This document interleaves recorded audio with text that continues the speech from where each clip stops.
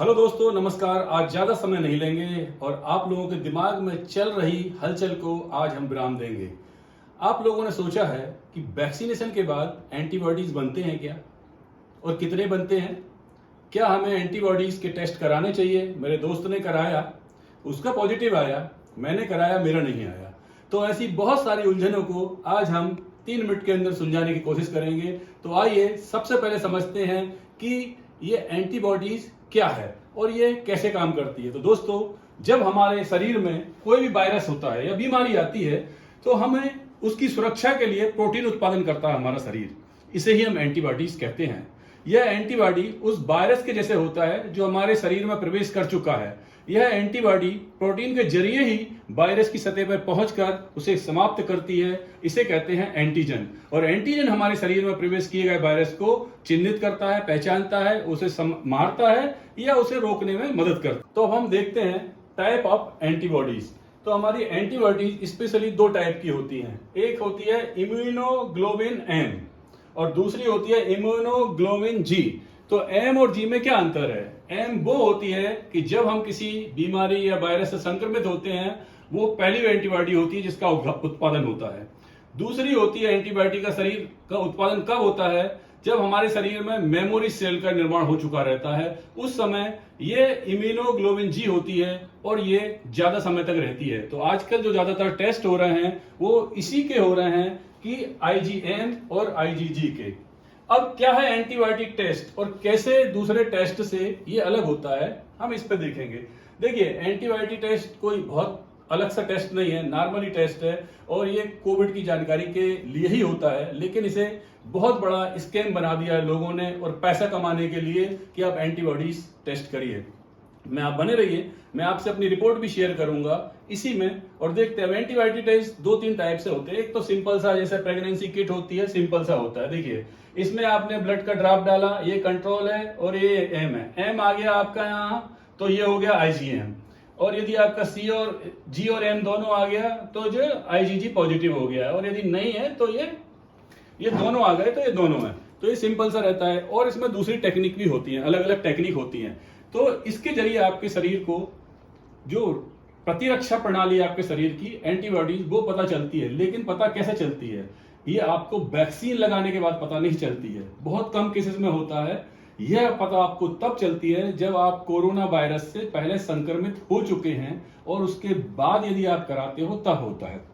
अब ये कितने दिन में बनती है? ये एंटीबॉडीज बनती हैं 4-5 दिन में, आईजीएम बन जाती है और 15 से 14 दिन के अंदर में आपका आईजीजी की एंटीबॉडीज बन जाती है। अब मेरी एंटीबॉडीज की रिपोर्ट मैं आपके साथ शेयर करता हूं। तो आप यदि देखोगे, मेरे दोस्तों ने मेरे को काफी प्रेशराइज किया, सिर्फ आपको समझाने के लिए मैंने टेस्ट कराया है। ये टेस्ट बहुत एक्सपेंसिव है, I have paid lot of money for this. तो ऐसा नहीं, ऑफिशियली ये है। तो मैंने इसका टेस्ट कराया है। अब देखिए, ये टेस्ट मैंने आपको 26 जून को करवाया हुआ था। अब मेरा टेस्ट क्या है? नेगेटिव। यहाँ नेगेटिव, यहाँ वैल्यू दी हुई है। इसको कैसे समझेंगे? यदि ये लेस देन 1.4 है तो नेगेटिव है, यदि 1.4 से ज्यादा है तो पॉजिटिव है। तो यहाँ मेरी लेकिन 0.01 है तो नेगेटिव है। लेकिन आप यदि नीचे के पार्ट में यहाँ पे आएंगे तो उसमें क्या लिखा हुआ है? पॉजिटिव मीन्स क्या है आप यदि देखेंगे, और नेगेटिव मीन्स क्या है, तो ये है। तो देखिए, पॉजिटिव में क्या है? that likely there are illness, however the individual was symptomatic over the past 10 days or severe। यदि तो आपकी पॉजिटिव आई तो इसमें बोल रहा है कंपलसरी कि आपको यहाँ पे आप उसमें इसके वायरस थे। दूसरा यदि नेगेटिव आती है, तो means that probably there is no COVID-19 infection for symptomatic individuals and contact of confirmed cases, COVID-19 PCR is highly recommended। तो यहाँ पे कोई सी रिपोर्ट भी आपको नहीं बोल रही आरटीपीसीआर करा लो, एंटीजन करा लो, ये टेस्ट करा लो, सब ये टेस्ट है पता करने। अब जो वैक्सीन रहती है उसमें सिर्फ एंटीबॉडीज ही नहीं, उसके बहुत सारे रीजन, उसमें और बहुत सारी चीजें रहती हैं जो रिसर्च के समय में स्टडी की जाती हैं। एक आम आदमी की समझ से वो लोग बाहर होती हैं और बहुत एक्सपेंसिव होती हैं। अब देखिए, is a fully vaccinated person with negative antibodies safe from Covid? जैसा मेरा रिपोर्ट है, क्या मैं सेफ हूं? डेफिनेटली सेफ है।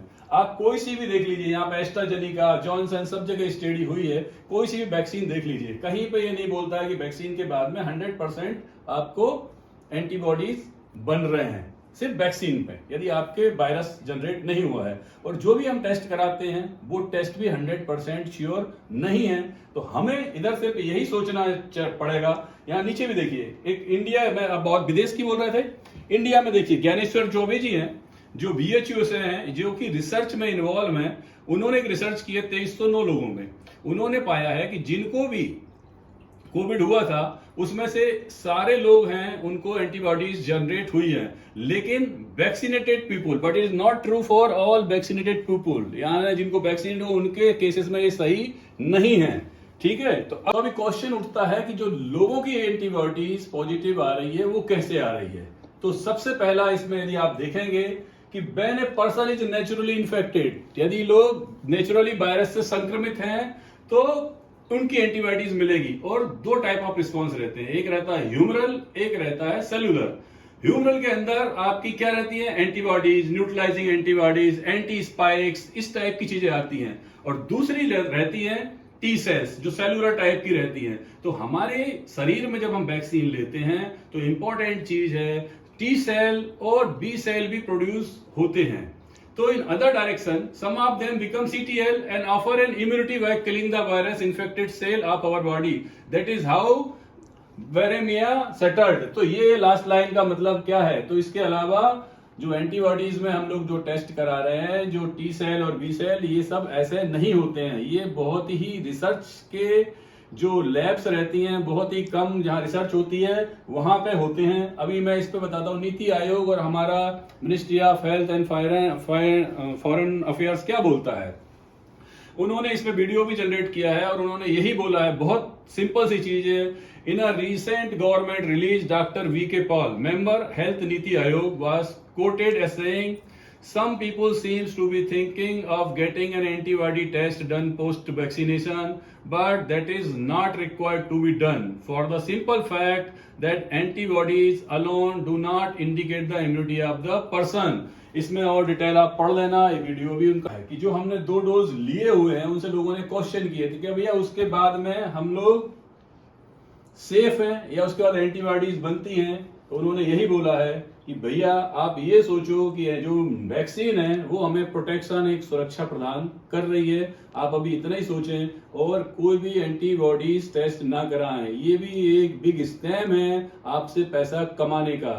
आपको वैक्सीनेशन के बाद में यदि आप इन्फेक्टेड नहीं हुए हैं नेचुरली तो आपके एंटीबॉडीज आने के चांसेस 0 हैं। और यदि आता है तो हो सकता है आपको माइल्ड इन्फेक्शन आके चला गया हो। तो भी रिसर्च इसमें ऑन है, आप इस पे दिमाग ना लगाएं और वैक्सीनेशन करवाएं यदि आपने नहीं करवाया हुआ है। तो थैंक यू वेरी मच और आप बने रहें। ये एक टॉपिक था जिसमें मेरे पास बहुत सारी क्यूरी आई थी। ऐसे ही अच्छे टॉपिक से जुड़े, बताएं हमें कि किस टॉपिक पर हमें वीडियो बनाना है और जुड़े रहें चॉइसेस ऑफ प्रदीप आरती से। Thank you very much.